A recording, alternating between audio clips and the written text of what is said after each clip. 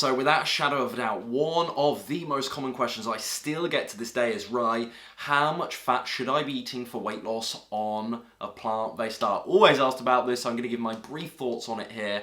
My MO on this is when you're looking to slim down, start at around 15%.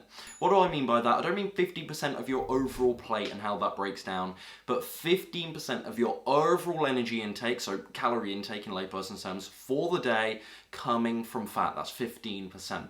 That's roughly what I recommend. Now, there is case-by-case stuff to be done here, folks. Some people feel a little more satiated and therefore can feel more satisfied with their foods and actually slim down a touch more easily with a little more fat in their diet. Some people have perhaps hormonal considerations that they must consider here too.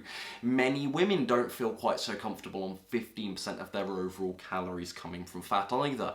And therefore maybe something like 18%, 20%, 22% might be more advisable. But if you're looking to slim down, I would start at 15% and then up it, or even in some cases, albeit quite rare, decrease it as you see fit. Now, this can be tricky because you think, right, how on earth can I trust myself to know what's best? But ultimately here, you must be able to trust yourself so you can actually have longevity. I don't think you can have that much longevity with any particular nutrition philosophy if you aren't willing to allow yourself some leeway to pivot and maybe, I don't want to use the word experiment here because it makes it sound like I'm talking about doing crazy elaborate things. Nothing by any means. Stick to these things as a template, okay? We've got the science is pretty clear on this now. We've got these templates, haven't we? They just require a bit of adjusting for you personally is what I'd say on this. So 15% seems the place to start. I certainly wouldn't go south of 10%. It's going to be quite hard to go south of 10%. I really disagree with the 80-10-10 approach that sort of frequented YouTube many moons ago. I don't think there are all that many people advising an 80-10 approach now, 80-10-10, approach nowadays. So maybe that's not even worth my time in terms of mentioning. But there are some people that would rather stick at around 10%. I do advise that is too low. Okay, we do need these fats in our diet. They're really essential. The fatty acids, the omegas, and so on.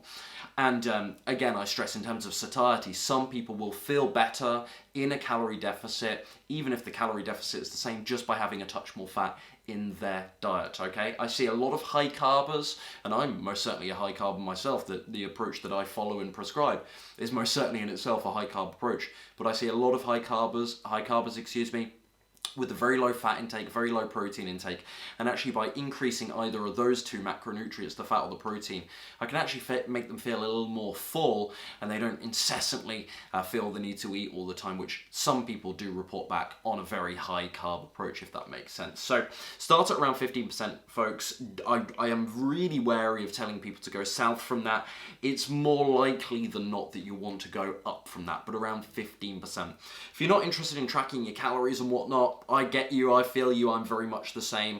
What I would suggest to you on this is to treat fat like a garnish or really a supplement to those other starchy staples, the fruits and the veggies. So use things like nuts and seeds and avocados. Tofu, tempeh, I suppose we can call fat sources too, and use them by all means, but use them sparingly versus those other lower fat plant foods, if that makes sense. A garnish is a good way to imagine them, so absolutely include them, don't ban them. I think there are some dangers of banning them. I think there's some key nutrients you could be missing out on there, as well as the satiety point that I've mentioned several times now. So certainly don't ban them, but eat them sparingly if you're looking to lose weight, I would say. I think that's a number one mistake with many vegans and plant-based diets.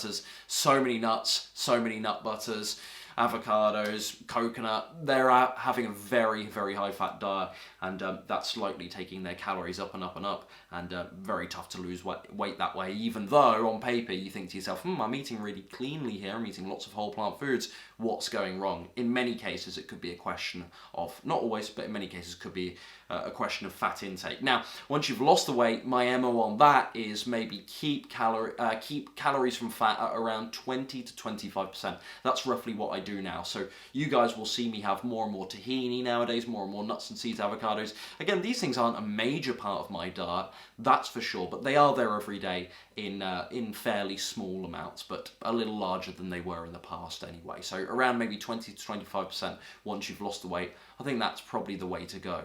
And that's when you can go from using it as a supplement and garnish to a bit more of a feature in the meal. Not a main feature, but a bit more of one anyway. Hope that answers your question.